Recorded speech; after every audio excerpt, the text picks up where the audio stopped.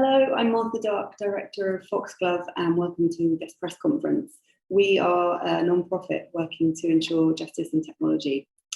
This morning, Foxglove and a Facebook content moderator in Dublin, Isabella Plunkett, testified in front of the Joint Committee on Enterprise, Trade and Employment.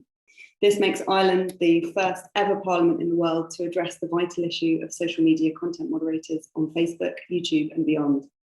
Isabella presented evidence of her working conditions and the lack of mental health support at Facebook's subcontracted Ireland office. Content moderators are on the front line of the efforts to keep the internet a safe space for all of us, but we rarely hear directly from them. Today's Parliament hearing demonstrates that content moderators are building power. Isabella today raised her concerns about her workplace being unsafe and unfair and asked the committee to work to improve things for her and her thousands of colleagues in Ireland. Isabella and Cori will come on to tell you about the outcomes of today's meeting in just a moment. But today, Isabella is joined by Sinn Féin TD and committee member Louise of Dublin Fingal, who's been actively calling for better working conditions for content moderators in Ireland for months. Fionnuala Bhrógáin from the Communications Workers Union and Cori, Crider, Director of Foxglove. So the committee hearing today came after months of moderators raising workplace safety issues. Isabella's colleagues, Ibrahim and Paria, with the support of Foxglove, raised their concerns directly with the Deputy Leader of Ireland, the Taoiseach, in January. And we've not seen much action from the Taoiseach's office yet. There are thousands of Facebook content moderators all over the world, and there are over 1,000 in Ireland. And Facebook as a platform simply couldn't exist without them. But many of the content moderators, including the content moderator we're joined by today, is outsourced to a third-party company, is underpaid, and is made to sign very restrictive non-disclosure agreements and have to review hours of toxic material without proper and meaningful mental health support. Before today's meeting, Foxglove submitted a survey of hundreds of people, and overwhelmingly 95% of people that we surveyed supported our call to bring content moderation in-house. And 96% of them said that Facebook content moderators should have proper, meaningful mental health support. And loads of people wrote incredibly supportive responses that we'll be sharing later on social media. So thanks to everyone who wrote in. So Izzy, we really appreciate you joining us today, and I'll hand over to you. Could you tell us a bit about what happened today and what you asked of the committee and what the outcomes were? Thank you. Absolutely. Thank you very much, Martha. Hi, everyone. My name is Isabella Plunkett, and today I'll tell you about my role as a Facebook content moderator, some of the issues my colleagues and I face, and what I asked of the committee today and what the outcomes were. I work at Facebook as a content moderator through one of its outsourcing firms, Féin in Dublin. I've done this job for nearly 2 years. By speaking out today, I'm risking my job, but I'm taking that risk because the public must know what goes on at Facebook and how the corporation treats its workers. I talked to the committee about 3 problems we face: the climate of fear, our mental health, and how Facebook treats us like second-class citizens from Facebook staff. First of all, I'm going to talk a little bit about the climate of fear. So I told the committee how hard it was to speak to them today, that because Facebook and Féin have tried to confuse us and undermine our belief in our right to speak out about our working conditions. Facebook likes to present itself as a progressive and happy workplace. And there are empty slogans in our office like "be bold and be brave." But how can we be brave when they're constantly trying to confuse us about our right to speak and intimidate us out of speaking? No one will speak the truth because people are too scared to speak out. We need to speak out and bring about change. Second, on mental health, the content is awful. It would affect anyone. It's finally started to get to me.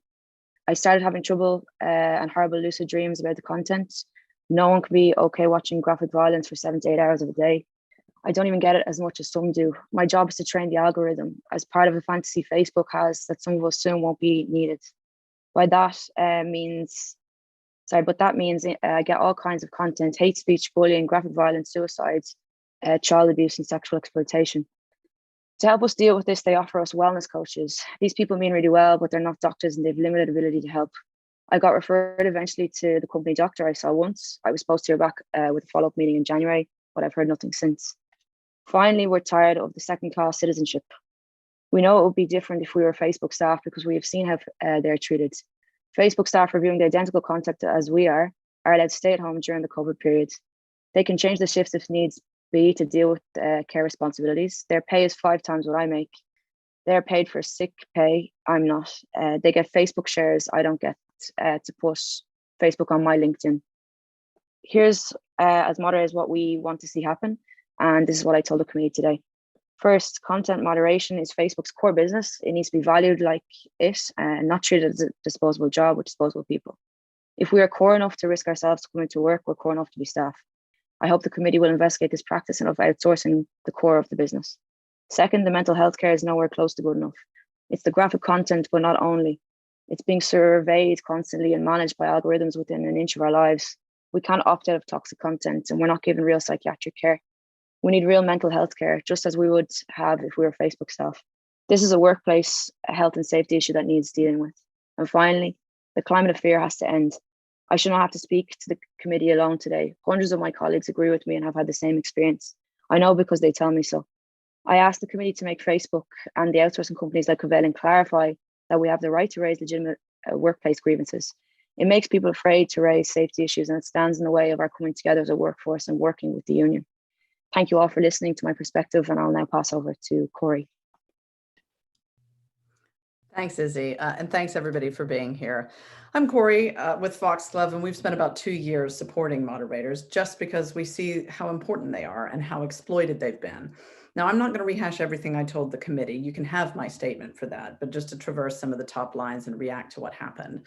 But I just want to say at the start, I really appreciated the committee today being the first anywhere on the planet to look at this issue. Fair play, because actually there are thousands of workers around the world doing this for Facebook, doing this at YouTube. And for a decade and a half, content moderation has been this most vital and in some ways under-regulated job in the modern public square. And we really hope that today's hearing was the start of kind of changing that and moving towards proper regulation of this really important work. You've got a third of the planet on Facebook now. You've heard what Isabella said. She and thousands of her colleagues in Ireland alone is really guarding that public square. But at the moment, there's a kind of hypocrisy at the heart of Facebook's business model. They rely heavily on moderators like Isabella to keep their company attractive, to keep it profitable. And yet they treat people like Isabella as disposable, appropriate for an outsourced, unsafe, frankly, degrading job. That's bad for our public discourse, and it's bad for the moderators themselves. Light touch regulation has failed. So what we said to the committee is we hope they would do 3 things. We said regulators should step in to end the climate of fear and secrecy at Facebook and its outsourcing firms. No NDA, however broad, can legitimately stop moderators raising concerns about working conditions. We said they should regulate content moderation just the way other hazardous businesses are regulated. A police officer investigating a child abuse case would have a limit on exposure to content. And by the way, they don't sit down with the wellness coach to have a cup of tea and a chat and maybe a karaoke session. They meet a clinician, they meet a psychiatrist. That recognizes that these are medical issues that require medical care. And that's not what Isabella and her colleagues get. And finally, you heard Isabella, no more second-class citizenship. It is appropriate that regulators move to stop giant social media firms from outsourcing the absolute core of their business. Social media firms of a certain size should have to bring content moderation in-house. Outsourcing leads to dangerous outcomes. We saw that with the violent attack on the US Capitol, which was partly organized on Facebook. Moderation needs to come in-house. Listen, we know big tech is a big part of the Irish economy now, but we encourage the committee to have the courage to hold Facebook and big tech accountable. We can't let fear-mongering about that drive a race to the bottom. And I was personally pretty impressed by the level of interest the committee took in what one of them called the dark underbelly of social media. I think they saw, I hope that they saw that this is just a vital job that isn't going anywhere. No AI is going to do Isabella's job anytime soon. And I felt optimistic that we saw some appetite to regulate this line of work. I understand that there's going to be a meeting next week, potentially with the Taoiseach, to kind of investigate his response to these issues, because as Martha said, we met the Taoiseach with 2 other content moderators in January. And although we kind of wrote a follow-up, the very cursory response we got last evening doesn't suggest a huge appetite on his part to look into these issues. So I look forward to a substantive dialogue between the committee and the Taoiseach next week. Look, what these workers need is action at this point, and I'm happy that the committee got it started today. We at Foxglove are not going to let up. We're going to keep working with the union and the other workers until this is a properly safe and dignified public square, because the work is absolutely essential. I'll hand over to Fionnuala, if I may. Thank you, Cori. And just before we come to you, Fionnuala, any reporters who joined us a little late, if you have any questions, please send your name to my colleague William, who you should be able to see in the chat there. So next we'll come to you, Fionnuala, if that's okay. Fionnuala is Head of Organising at the Communication Workers Union in Ireland, and also attended the committee hearing today. Thank you, Martha, and it's very good to speak to you this afternoon. Look, traditionally, the CW represents workers in the postal and telecoms, the call centre kind of sectors. However, the increasing footprint of the global digital companies here in Ireland has brought changes to the existing landscape and new challenges for workers in this area. Well, I have to say I'm particularly pleased to be here with Isabella, who's showing tremendous courage by speaking out this afternoon and this morning in the face of unknown consequences. I think that's a significant factor in the interest that the committee showed this morning. That personal story was really powerful, I felt. So as Cori has said, and Martha, today was the Oireachtas Committee became the first parliament in the world to give a voice to a group of workers who are protecting us and our families quietly in the background, all without the same protections that their directly employed colleagues enjoy. And despite the critical service that content moderators provide, they're led to believe they cannot voice concerns regarding that work and its impact on them and their colleagues. Cori and Isabella have both mentioned the non-disclosure agreements. I mean, what's key here is transparency. They're not given a copy of these agreements to refer to. They're reminded of the existence of them throughout their employment, and that has an obvious chilling effect on their feeling that they are free to speak out and their right to vindicate their right to raise legitimate issues and concerns regarding their work. Social media platforms and their partners, their outsourcing partners, exploit moderators' lack of legal training to make demands for secrecy that we believe are possibly unlawful. Cori referred to some moderators receiving confusing messages seeking to reassert this secrecy from one of the outsourcing firms in advance of this morning's hearing. And this chills workers' participation in legitimate democratic processes, and we believe it's unacceptable. We have a long experience as trade unions of workers having a fear of speaking out, of talking to a trade union, let alone the fear of joining a trade union. So coupling this with the atmosphere of non-disclosure agreements, this fear is clearly amplified, and that's why it's such a testament to Isabella and her courage today. The right to join a union is enshrined in the Irish Constitution, and yet workers in these spaces are being led to believe that these rights can't apply to them. It's worth noting that a large proportion of these content moderators working in Ireland are non-nationals, working on various streams and multiple languages. The employers rely on this variety of languages, but also particularly on the unique understanding of their respective cultures to make judgments on what is and is not appropriate material.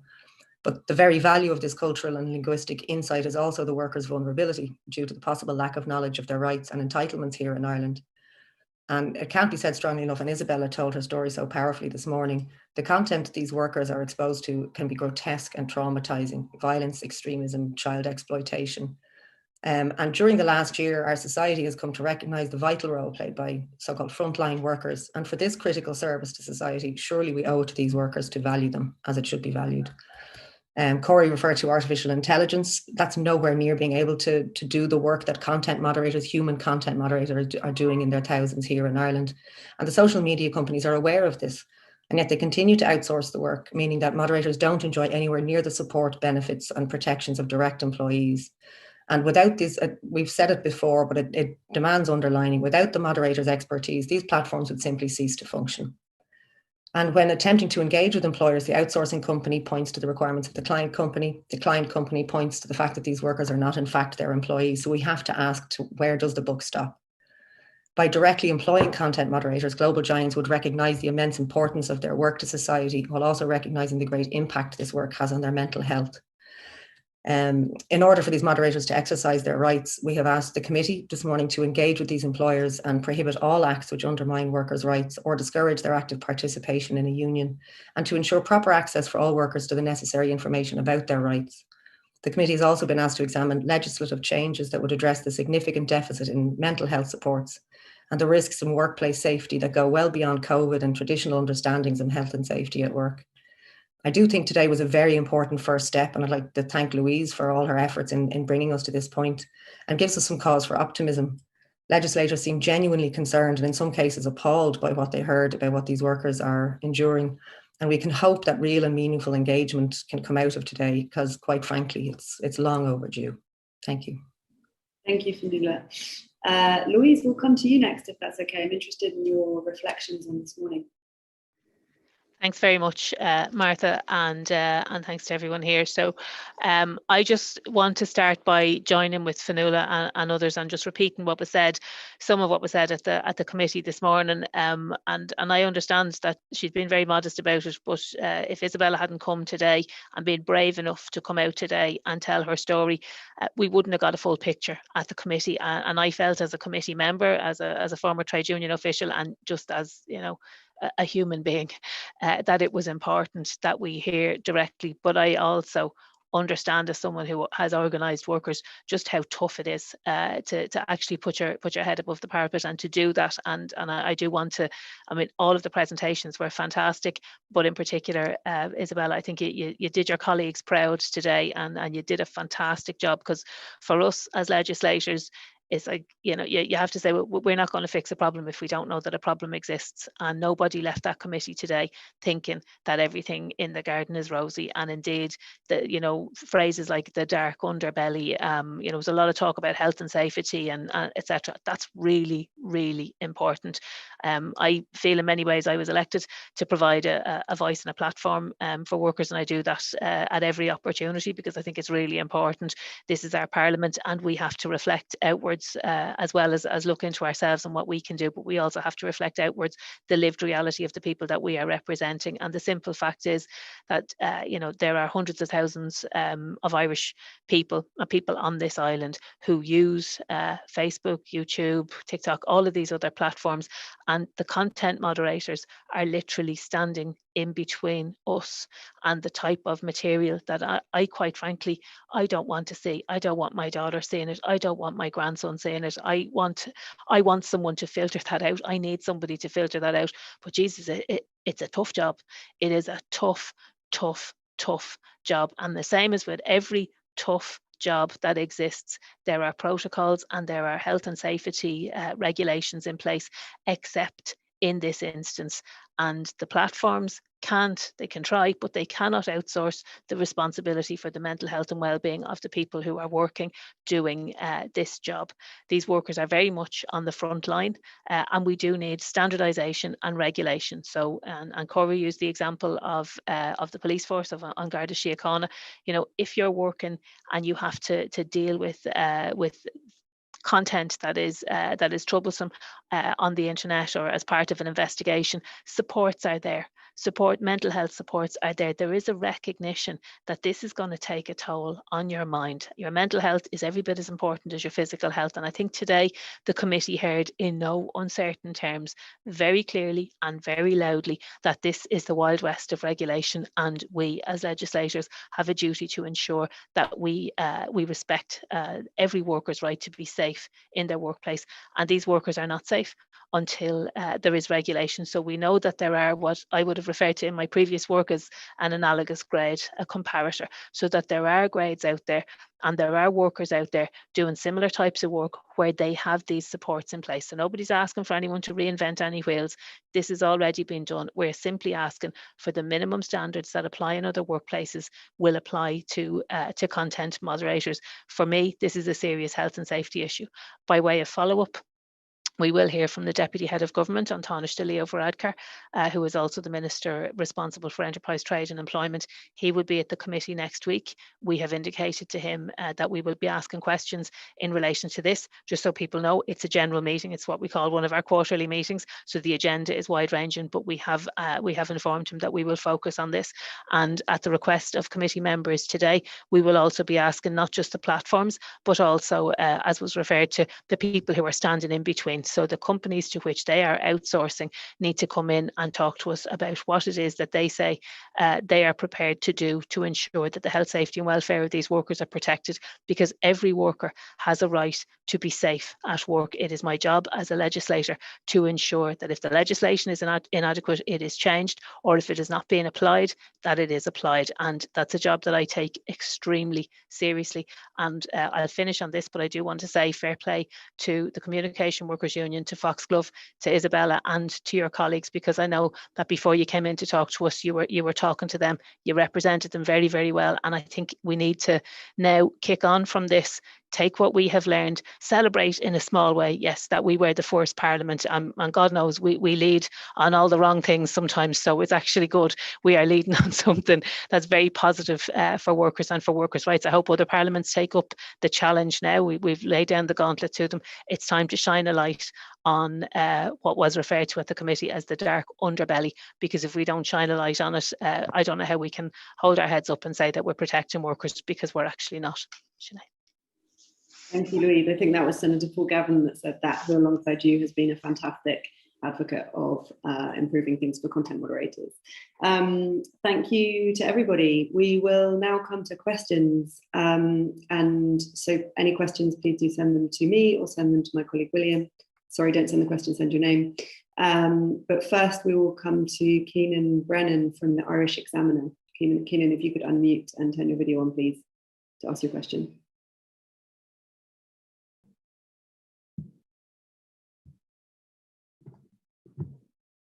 Afternoon, everyone. How you doing? Just sorry, I was watching this morning's hearing, so just a few different kind of sporadic questions just that occurred to me while you were talking. So I don't want to go back too much over the previous ground, but firstly, on the issue of NDAs, which I'm not sure if it was Louise who said this morning that they seem fairly foreign in an Irish context.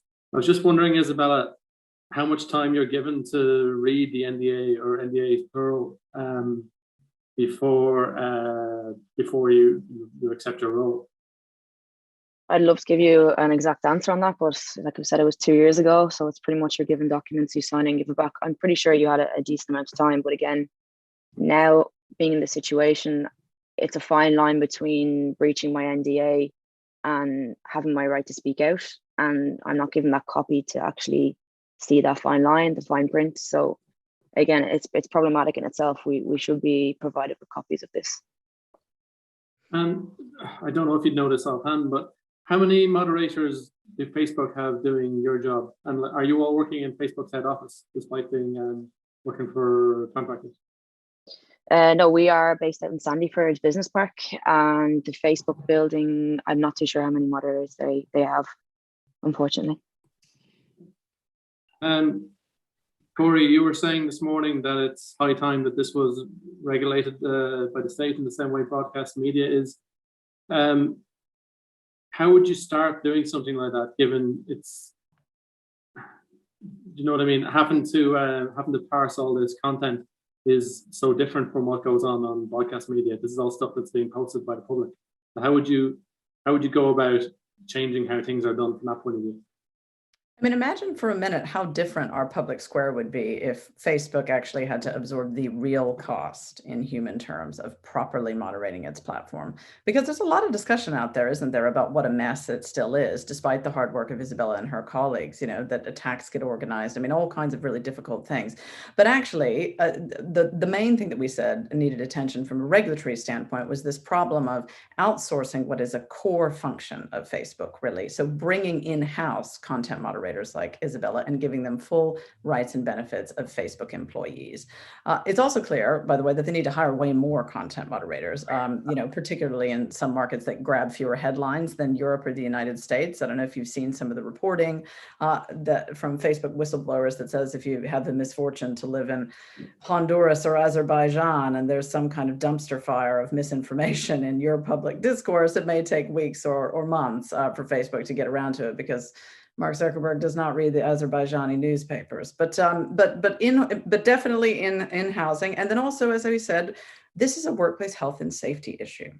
The fact that it's not exactly the same as a car plant not having a guard on something that could potentially take somebody's arm off doesn't mean that it doesn't need regulation. You know, PTSD is a clinical issue, just as a physical risk to a worker is a clinical issue. And therefore, we think that there needs to be health and safety regulation that deals directly with the risk of PTSD. And the companies know that it causes PTSD, by the way. That's why they have pushed acknowledgements onto workers that say, I know that I could get PTSD as a result of this work, and that's kind of on me. But anyway, so those are the main issues we would say cry out for regulation. Something that occurs to me, so obviously Facebook has all its in-house staff and it's outsourcing content moderation. Which do you think is more likely, that it's a cost-cutting measure, or it's simply that Facebook realizes how terrible this content can be and it's something that it doesn't want to have in-house? It's something it wants to keep itself at a distance from. I hope somebody will ask Facebook that question in front of the committee, and I'm really excited to hear that the committee indeed have decided to invite Facebook and the outsourcing firms. So I, God knows I'm not a mind reader, but it seems to me from the way that they have behaved that it is a mixture of keeping people precarious, being able to engage in a lot of layoffs, paying people less. And yes, perhaps a liability limitation exercise as well. You're probably familiar with the $52 million that was paid in a settlement of an American class action, but you'll probably know, given the vast wealth of Facebook, that's basically a parking fine. Yeah, for sure. Finally, you mentioned that from Riker's response to you that came through quite late last night, that he doesn't seem overly disposed towards acting on this. What gave you that impression, or what did the letter say? Yeah, allow me to clarify that it was from his private office. So the signature is in fact his secretary's rather than his, but functionally it's his response. And we will hope to kind of put it out in full once we have had the opportunity actually to write a reply, which given today, you can imagine we haven't done. But essentially it says, well, it looks like the HSA looked into it. And by the way, Facebook replied, and here's Facebook's reply, but doesn't say, and I am following up or anything like it, which we were quite disappointed with. I mean, in terms of the HSA, for what's worth, we at Foxglove, having had the HSA mentioned to us at the meeting with the Taoiseach in January, said, oh, well, we're here ready to participate. Would, please tell us, HSA, about the scope of your investigation. Would you like to interview witnesses? This is, by the way, about COVID, not about all the mental health issues we've canvassed today. And, crickets. We didn't hear anything. So, if it was a substantive and rigorous investigation, we have no insight into that process because they didn't engage us. Okay, that's all for me. Thanks so much. Thank you, Keenan. Louise, if I may, I'm interested in, obviously there was discussion this morning about the committee potentially inviting Facebook and some of the outsourced companies, or some of the companies that Facebook outsources to be in front of the committee. I'm interested to hear whether there's any obligation on those companies to come, whether you think they would come, and whether they've ever appeared in front of the committee before. I think they have appeared in front of the Media and Tourism Committee previously, but that would be on a different matter. Can we compel them to come? That's legally quite tricky, but I don't think we should have to. These are employers who employ a lot of people in this state. They're headquartered here. I'm not even going to get into the reasons why they are, they just are.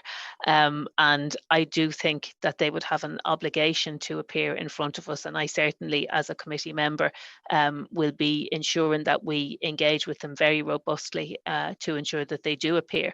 And I have to tell you, and I've never been one, but if I was an employer, I wouldn't fancy that my terms and conditions would be considered. I want to put my side of it, and maybe they have a fantastic story to tell. Let them come in and tell it, and let them talk to us about how they think they can outsource their responsibilities.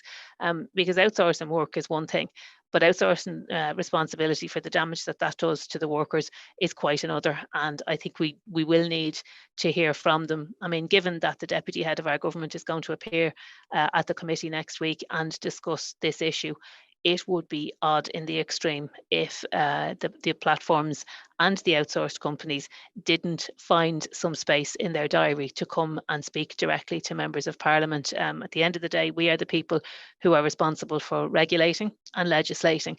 If they want to have some input into how those regulations are drafted and that legislation is drafted, well, then they need to make their voices heard as well. And I would be hugely disappointed if they didn't see fit to turn up in front of the committee. And indeed, to answer the questions that we have, legitimate questions that were raised today by parliamentarians, can I point out, from right across the political spectrum, from the left to the right. And I think there was a shared sense of concern. I won't put any stronger word on it like that. I mean, I might say I was outraged, but that's fine. That's my word. But I think there was a shared sense of concern right across the board, and a general consensus that we do need to have some action in this area. And, you know, as to what that action is, that's fine. That we'll make that determination. But it would be very foolish of the platforms to let us go forth and make our determinations and deliberate without them having a meaningful input. But I'm fairly determined to see that we would regulate this area. So if they're listening, I say, I don't want to have to do it without you. But if it comes to that, unfortunately, that would be where we would find ourselves. But I imagine that they will ensure that they send very senior people to address this very serious matter. It is a committee of our Parliament. It is not to be dismissed. So I would imagine that they will find it in their diaries and in their hearts to come and share their information with us. Thank you. I very much hope they do. I think we at Foxglove would be very eager to see such a hearing. Okay, we have a question from Kelvin at AP. If you could unmute and turn your camera on. Hi. Oh, hi. Hi there, everyone. Yeah, I've got, I'm also talking very quietly because I'm calling from a co-working space and I don't want to disturb other people. I've got one question for Isabella and I guess maybe another one for the Foxglove people. The first one is, yeah, for Isabella. Yeah, I mean, it's you said you work for their you've been working as a moderator for 2 years, which, you know, hats off to you. I'm not sure I could have lasted that long. I'm just wondering, do you have any idea what I guess, whether the job affected the turnover for other people in doing the same job? Do you know if, did a lot of people end up quitting because of all the stuff that they saw? And what happens to them, especially these third country workers who end up, if they quit, do they just have to go back home or whatever? I'd be interested to know more about the general kind of mood feeling among the worker pool there. And I'll ask the other one after your answer. Thank you very much for your question. In terms of the staff morale, I would say it's dreadful. I think everyone feels the same way as me. It's just a shame that people don't have the confidence to speak out. But again, just referencing back to the climate of fear, it covers that completely. It's like a code of silence that people they feel they can't say anything, and if they do, it's false hope. You're giving these messages saying, yeah, we'll look at it, we'll see what we can do, and it's disregarded, it's pushed under the rug. In terms of staff leaving, I would say it's mixed on that. I'd say that we have a big competitor, TikTok, at the moment, that has undercut us completely in terms of pay, conditions. They're getting a TikTok contract. It's not a contractor's contract like myself and my colleagues. And they've left. They believe it's better job security, better conditions. And I obviously can't speak for everyone's personal situations, but I can certainly speak for mine. And morale is not good at all, unfortunately. Thank you, Isabella. Kelvin, did you have another question that you wanted to ask Foxglove? Yeah, just on I guess the broader point of regulation. Obviously, this is all today focused on getting the Irish government to step in to act. But given that Facebook is this global tech giant, what's the risk that if there is tighter rules, Facebook will just move people somewhere else, to some other place where they can moderate content from wherever, like some other country, maybe even outside the EU? I'm just wondering what it could do to kind of sidestep stuff. I have a thought about that. So I kind of originally, when I was thinking about content moderation as an issue, glibly assumed that almost all of it was outsourced to, as it were, the Philippines, just because wages are lower.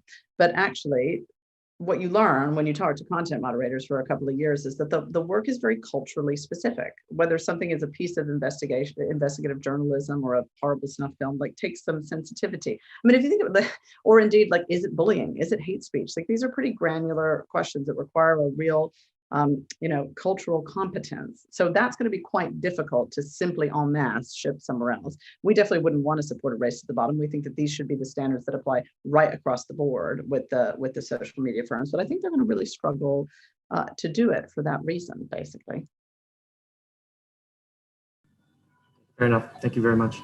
I think that kind of bullying is also just often an empty threat when a corporation, kind of says, well, we're gonna move, we're gonna outsource. Like, they've cited themselves in Dublin for a reason. It's the policy nerve center, not just for Europe, but actually the EMEA market, as they describe it, Europe, the Middle East, and Africa. So it's a really pretty important regulatory bellwether, what happens in Dublin. Thank you, Cori and Kelvin. Unless there are any final questions, please use the raise hand function if you do have one. I think we will close there. Thank you so much to all of the speakers today, and to Isabella particularly for joining us. And to say we've live streamed the event today because we have one question from Lawrence. I see I'll come to you in a moment. But just to say before we close, we've live streamed the event on YouTube today because I think many content moderators in Ireland would have liked to join Isabella at the committee hearing today, but didn't do so because of the culture of secrecy and fear that the speakers have spoken about today. So if you are watching and you're a content moderator, our confidential signal number is in our bio on Twitter, and our Twitter handle is @FoxGloveLegal, and please do get in touch. We'd love to hear from you. So the last question I think we have is from Lawrence Dodds. I'm sorry, I'm not sure of your outlet, but if you could unmute and turn your camera on to ask your question, that would be great. Hello. Can is it all right if I don't turn my camera on? The camera's a little bit dodgy right now. Thank you very much for your time. Lawrence Dodds here from the Daily Telegraph in the UK. I'm actually dialing in from our Silicon Valley bureau. Because of the mismatch between the workers in these centres who don't have the ability to speak out, you usually hear mainly from former workers, so you're getting a sense of what it may have been like, say, 1 year ago or 2 years ago or 3, versus Facebook being able to speak openly about this. I find myself, rather frustratingly more familiar with Facebook's talking points about this than with the actual practices at these centres. So, I don't know how possible this is with the legal NDA constraints that you're under, but perhaps I could sort of say some of Facebook's lines on this that they say, and you could fact check whether those are true, right? So one is that Facebook always says, well, there are these counsellors, they're not medical staff, but people do have access to doctors. That comes in a sort of timely manner. When you need a doctor, you will be able to get it. Another one is that Facebook says, each moderator only spends so long on really graphic content. That's sort of, you spend a little bit of time on that, and you spend most of your time on less graphic content.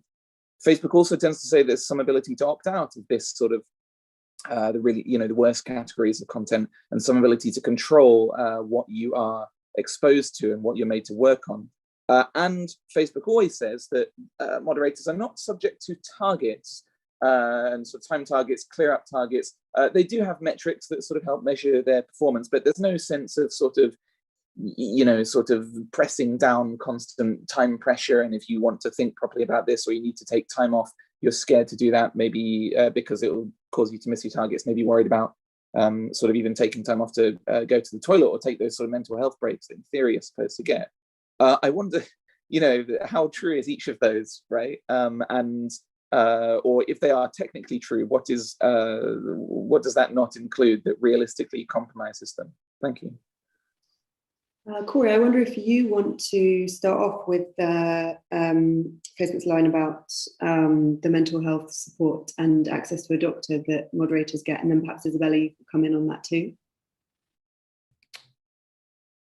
The access to the doctor is considerably less than you would get if you were a Facebook employee. That's the basic point. I mean, Isabella has a personal story about trying to go and access the company doctor, right? By and large, at least they admit, it sounds to me like that these people aren't clinicians. By and large, people struggle to access proper medical care. That is the fact of the matter. Isabella, do you want to kind of talk about your experience trying to talk to an actual doctor? As in my wellness experience. Yeah.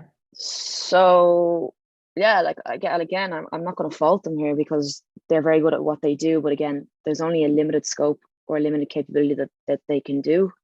I've gone through my own process with suffering with anxiety, and obviously from stating earlier on in my statement of my own personal story. And my wellness coach was great, but she knew that she couldn't handle that. She knew that needed to be pushed further along. I was then recommended to go to the company doctor. Met with him. It took me maybe 3 to 4 weeks to get the appointments. Facebook are saying that we have 24 hours access, apologies, to the service. We don't. And also I was meant to have a follow-up meeting in January and I heard nothing of it. So, you know, it's well and good to read these things written down, but if they're not actually provenly put into effect, then what's the point? I think the other thing that might be worth picking out is this kind of question about what is an algorithmic micromanagement, Isabella. I mean, so they say, oh, well, you know, you've only got certain targets, but actually your time is extremely micromanaged. I mean, you've talked about feeling like you've got to come back early from lunch because if you're 2 seconds late back on the clock, you go unavailable and you lose your bonus. Could you kind of react to that point about, well, it's all incredibly elastic and you can nip out for a sandwich when you need to? Yeah, of course. Yeah, so with our dashboard system, it's code, it's all in code. So we have a meeting code, we have introduction code, break, lunch. So like Cori touched on there, the break and the lunch, we have 30 minutes a day for lunch, 34 minutes for lunch, 30 minutes for break. I would tend to take 28 minutes break and 34 minutes lunch, because purely if I go over by 1 second of my time, I'm deducted my bonus. If I have 2 instances of this in the month, I lose my bonus for that part of the month. Then we're based on quality. So the bonus structure is based on the codes, our quality. We have to reach 85% quality within the month. If not, we're going to get a lower percentage of the bonus for that also. If we go under 80% consistently, I believe if it's under 80, I think it's 80 or over, you get something. If you under 80 consistently, you get nothing for that month also. And then it's based on our behavior and attitude as well. How we are with our team, how we are with our managers, etc. We also have a wellness code for an hour and a half a week. They tell us many times in the trainings, in new policy updates and things like that. Look, it could be graphic, take time if you need, go have a cigarette, go take a walk, coffee, whatever. But in fact, an hour and a half a week is not sufficient enough for this. If I need to take some time due to me seeing graphic content a lot of the time, it wouldn't near cover that amount of time. And then if we take over the hour and a half, then you're criticized, you're asked why did you take more?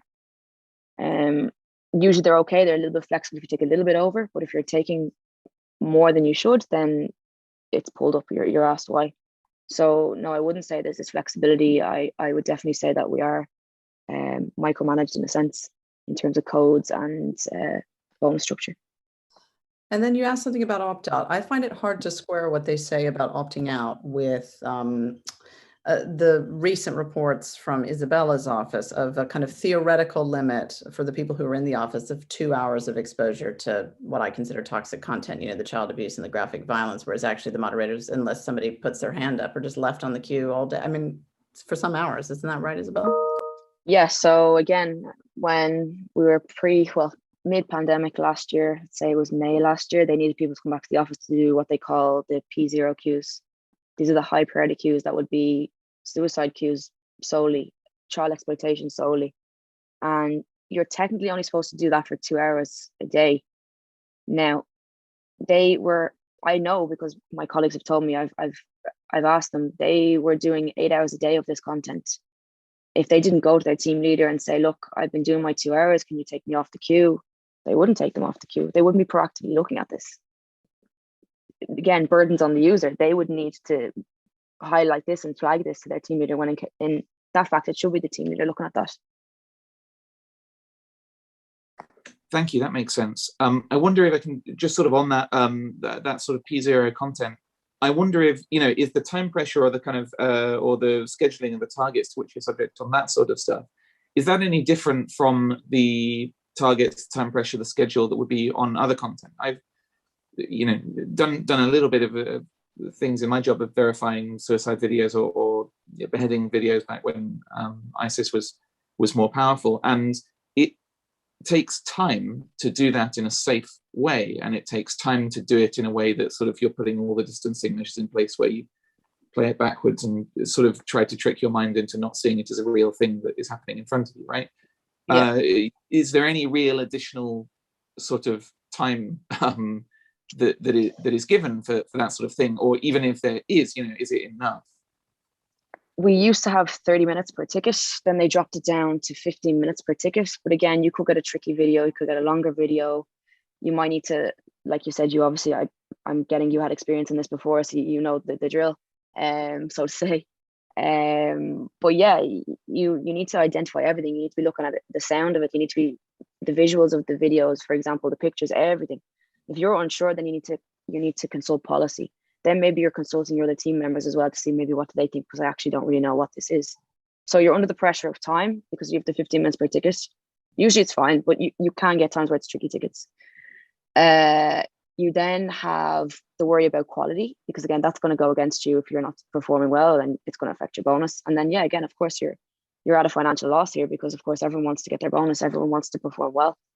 A bit of a knock-on effect. So it's quite hard to explain, but I hope I explain it well enough for you. That does make sense. Thank you. And the quality metric you were talking about, just check, this is the because I think I've read about this. This is where they check a sampling of people's work and sort of check. Basically, it's how many of your decisions are upheld by an additional check. Is that right? Exactly. Yeah. Right. Well, thank you very much, and thank you for doing this. I really appreciate it. I appreciate your time. Thank you very much. Great. Thank you, Lawrence. Okay, great. We'll leave it there. Thank you again to all of the speakers today, and thanks to everyone who joined us.